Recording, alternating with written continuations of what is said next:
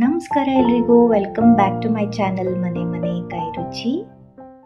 ಇವತ್ತು ನಾನು ರಾಗಿ ದೋಸೆ ಮತ್ತು ತರಕಾರಿ ಚಟ್ನಿ ಮಾಡೋದನ್ನು ತೋರಿಸ್ತಾ ಇದ್ದೀನಿ. ತುಂಬ ಡಿಫ್ರೆಂಟಾಗೆ ಇದೆ ಇದು ರೆಸಿಪಿ. ಬನ್ನಿ ನೋಡೋಣ ಹೇಗೆ ಮಾಡೋದು ಅಂತ. ಮೊದಲಿಗೆ 1 ಕಪ್ಪಷ್ಟು ಉದ್ದಿನಬೇಳೆ, 1 ಸ್ಪೂನಷ್ಟು ಮೆಂತ್ಯ, 1 ಸ್ಪೂನಷ್ಟು ಅವಲಕ್ಕಿ, 1 ಸ್ಪೂನು ಕಡಲೆಬೇಳೆನ ಹಾಕಿ ಚೆನ್ನಾಗಿ 2-3 ಸಲ ವಾಶ್ ಮಾಡಿ ಒಂದು 4ರಿಂದ 5 ಗಂಟೆಗಳ ಕಾಲ ಇದನ್ನು ನೆನೆಯೋಕ್ಕೆ ಇಟ್ಕೊಂಡಿದ್ದೀನಿ. ಈಗ ಇದು ನೆಂದಿದೆ. ಇದನ್ನು ನೀರೆಲ್ಲ ಸೋರು ಹಾಕ್ಕೊಂಡು ಮಿಕ್ಸಿ ಜಾರ್ಗೆ ನಾನು ಟ್ರಾನ್ಸ್ಫರ್ ಮಾಡ್ಕೋತಾ ಇದ್ದೀನಿ. ಇದನ್ನು ನುಣ್ಣಗೆ ರುಬ್ಕೋಬೇಕಾಗತ್ತೆ ನೋಡಿ. ಈಗ ಇದಕ್ಕೆ 3 ಕಪ್ಪಷ್ಟು ರಾಗಿ ಹಿಟ್ಟನ್ನು ಹಾಕೋತಾ ಇದ್ದೀನಿ. 1 ಕಪ್ ಉದ್ದಿನಬೇಳೆ ತೊಗೊಂಡಿದ್ದೆ, ಅದಕ್ಕೆ 3 ಕಪ್ಪಷ್ಟು ರಾಗಿ ಹಿಟ್ಟನ್ನು ಹಾಕೋತಾ ಇದ್ದೀನಿ. ಚಿಟಿಕೆ ಉಪ್ಪನ್ನು ಸೇರಿಸಿ ನುಣ್ಣಗೆ ದೋಸೆ ಹಿಟ್ಟಿನ ಹದಕ್ಕೆ ರುಬ್ಕೋಬೇಕಾಗತ್ತೆ ನೋಡಿ. ಈಗ ರುಬ್ಬಿದ್ದಾಗಿದೆ. ಮಿಕ್ಸಿ ಜಾರ್ಗೆ ಸ್ವಲ್ಪ ನೀರು ಹಾಕ್ಕೊಂಡು ಈ ರೀತಿ ಕಲಿಸ್ಕೋತಾ ಇದ್ದೀನಿ. ಈಗ ಇದನ್ನು ನಾವು ಓವರ್ ನೈಟು ಫರ್ಮೆಂಟ್ ಆಗೋಕ್ಕೆ ಬಿಟ್ಬಿಡ್ಬೇಕಾಗತ್ತೆ. ನಿಮಗೆ ರಾಗಿ ಹಿಟ್ಟು ಬದಲು ರಾಗಿ ಇದ್ದರೆ ರಾಗಿನೂ ಸಹ ನೆನೆಸ್ಕೊಂಡು ಈ ರೀತಿ ರುಬ್ಕೋಬೋದು. ಈಗ ಇದನ್ನು ಫರ್ಮೆಂಟ್ ಆಗೋಕ್ಕೆ ಬಿಟ್ಬಿಡೋಣ. ಒಂದು 8ರಿಂದ 10 ಗಂಟೆ ಫರ್ಮೆಂಟ್ ಆಗಬೇಕು. ಈಗ ನೆಕ್ಸ್ಟ್ ಡೇ ಮಾರ್ನಿಂಗು ಇದಕ್ಕೆ ಚಟ್ನಿ ಒಂದು ರೆಡಿ ಮಾಡ್ಕೊಳ್ಳೋಣ. ಇದಕ್ಕೆ ನಾನೇನು ಮಾಡಿದ್ದೀನಿ ಅಂದರೆ 1 ಕ್ಯಾರೆಟು ಮತ್ತು 1 ಗೆಡ್ಡೆಕೋಸು, 1 ಸೀಮೆ ಬದನೆಕಾಯಿನ ನೀರಲ್ಲಿ ಹಾಕಿ ಬೇಯಿಸಿಟ್ಕೊಂಡಿದ್ದೀನಿ. ಈ ಬೇಯಿಸ್ಕೊಂಡಿರೋ ತರಕಾರಿನ ಮಿಕ್ಸಿ ಜಾರ್ಗೆ ಹಾಕ್ಕೊಂಡು 1 ಕಪ್ಪಷ್ಟು ತೆಂಗಿನಕಾಯಿ ಹೋಳುಗಳನ್ನ ಹಾಕ್ಕೊತಾ ಇದ್ದೀನಿ.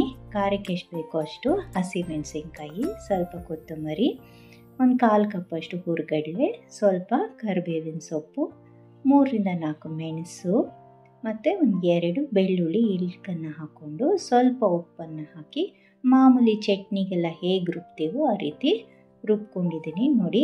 ಚಟ್ನಿ ರೆಡಿಯಾಗಿದೆ. ಇದಕ್ಕೆ ತರಕಾರಿ ಹಾಕಿ ರುಬ್ಬಿದ್ದೀವಿ ಅಂತ ಹೇಳೋಕ್ಕೆ ಆಗಲ್ಲ, ಅಷ್ಟು ಏನು ಟೇಸ್ಟಲ್ಲಿ ಡಿಫ್ರೆನ್ಸೇ ಬರೋದಿಲ್ಲ. ತುಂಬಾ ಚೆನ್ನಾಗಿ ಬಂದಿತ್ತು ಇದು ಚಟ್ನಿ.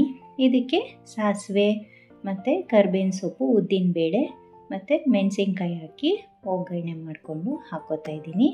ಈಗ ಚಟ್ನಿ ರೆಡಿಯಾಗಿದೆ.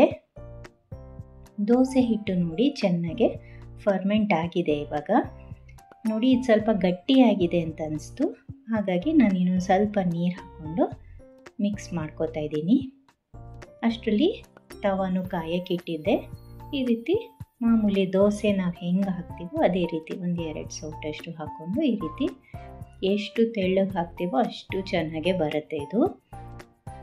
ಮುಚ್ಚಳ ಮುಚ್ಚಿ ಈ ರೀತಿ ಒಂದು 1ರಿಂದ 2 ನಿಮಿಷ ಬೇಯಿಸ್ಕೊಂಡ್ರೆ ಆಯಿತು. ಈಗ ಇದಾಗಿದೆ. ಮೇಲ್ಗಡೆ ಸ್ವಲ್ಪ ತುಪ್ಪ ಬೇಕಿದ್ರೆ ತುಪ್ಪ ಅಥವಾ ಎಣ್ಣೆ, ಬೆಣ್ಣೆ ಏನು ಬೇಕೋ ಅದನ್ನು ಈ ರೀತಿ ಮೇಲ್ಗಡೆ ಹಾಕ್ಕೊಂಡು, ನಾನು ದೋಸೆನ ಮುಚ್ಚೋದಿಲ್ಲ, ನಮ್ಮ ಮನೇಲಿ ಇದೇ ರೀತಿ ಫೋಲ್ಡ್ ಮಾಡಿ ಸರ್ವ್ ಮಾಡೋದು. ಹೀಗೇ ಇನ್ನೂ ಒಂದು ದೋಸೆ ಹಾಕಿ ತೋರಿಸ್ತೀನಿ ನೋಡಿ, ಎಷ್ಟು ಗರಿ ಗರಿಯಾಗೆ ಬರುತ್ತೆ. ನಮ್ಮನೇಲಂತೂ ಅಕ್ಕಿ ದೋಸೆ ಮಾಡೋದೇ ಕಡಿಮೆ ಆಗೋಗ್ಬಿಟ್ಟಿದೆ. ಇದೇ ರೀತಿ ರಾಗಿ ದೋಸೆನೇ ಮಾಡ್ತೀವಿ ಬೆಳಗ್ಗಿನ ಬ್ರೇಕ್ಫಾಸ್ಟ್ಗೆ. ತುಂಬಾ ಚೆನ್ನಾಗಿರುತ್ತೆ ಇದು ನೋಡಿ, ಎಷ್ಟು ಕ್ರಿಸ್ಪಿಯಾಗಿ ಬಂದಿದೆ ದೋಸೆ. ನೀವು ಬೇಕಿದ್ರೆ ಇದಕ್ಕೆ ಆಲೂಗಡ್ಡೆ ಪಲ್ಯನಾದರೂ ಮಾಡ್ಬೋದು ಅಥವಾ ಸಾಗು ಜೊತೆಗೆ ಸರ್ವ್ ಮಾಡ್ಬೋದು. ತುಂಬ ಚೆನ್ನಾಗಿರುತ್ತೆ ಇದು. ಈಗ ಇದನ್ನ ಸರ್ವ್ ಮಾಡ್ಕೊಳ್ಳೋಣ. ನಾನು ಸ್ವಲ್ಪ ಆಲೂಗಡ್ಡೆ ಪಲ್ಯ ಮಾಡಿದ್ದೆ, ಅದನ್ನು ಮತ್ತು ನಾವು ಮಾಡ್ಕೊಂಡಿರೋಂಥ ಚಟ್ನಿ ಜೊತೆಗೆ ಸ್ವಲ್ಪ ತುಪ್ಪ ಇಟ್ಟು ಸರ್ವ್ ಮಾಡ್ತಾಯಿದ್ದೀನಿ. ಟ್ರೈ ಮಾಡಿ ಹೇಗೆ ಬಂತು ಅಂತ ಖಂಡಿತ ಕಮೆಂಟ್ ಸೆಕ್ಷನಲ್ಲಿ ತಿಳಿಸಿ. ಹಾಗೆಯೇ ಈ ವಿಡಿಯೋ ನಿಮಗೆ ಇಷ್ಟ ಆಗಿದ್ದರೆ ಪ್ಲೀಸ್ ಲೈಕ್ ಮಾಡಿ, ಶೇರ್ ಮಾಡಿ ಮತ್ತು ಸಬ್ಸ್ಕ್ರೈಬ್ ಮಾಡಿ ಅಂತ ಕೇಳ್ತಾ, see you in the next video. Happy cooking.